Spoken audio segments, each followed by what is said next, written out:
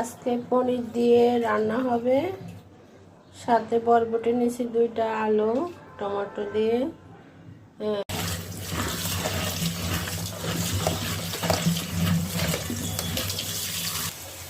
আমি মানুষ একজন, আর আমার মেয়েরা করলা ভাজি খায় নাই, তাই আমি করলা ভাজি করলাম।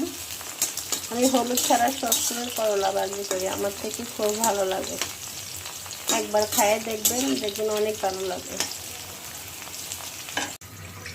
পনিরগুলারে আপনার গরম জলে কুসুম গরম জলে ভিজিয়ে রেখেছি, ডিবের থেকে নামিয়ে।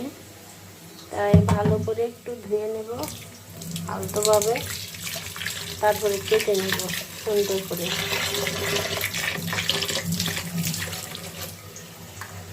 আজকে বৃহস্পতিবার, তাই নিরামিষ। এই যে পনির আমি ফ্রোজেন করে রেখেছি, তাই নামিয়ে একটু গরম জলে রাখলাম যে সফট যেন হয়। মামি 3 জন, তাই লাগবে না, অল্প নিয়েছি। লবণ আর হলুদ দিয়ে ভালো করে মেখে নিচ্ছি, এখন ভাজা বসাই দেব।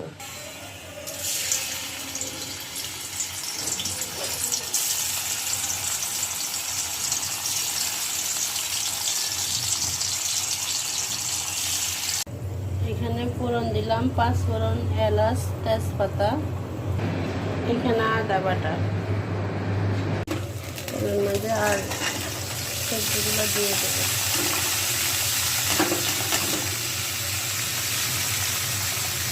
করে কষিয়ে নেব। আর আমার বড় মেয়ে একটু কড়াকড়ি না ভাজলে খেতে চায় না, সেই জন্য একটু কড়া। লবণ দেব, হলুদ দেব, ভালো করে কষিয়ে নেব।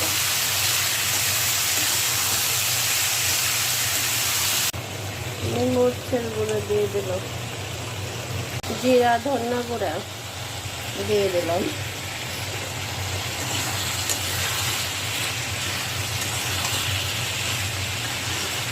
আমরা যারা হিন্দু ভাই বোনেরা আছি তারা জানে যে একবারে নিরামিষ মানে পেঁয়াজ রসুন ছাড়া।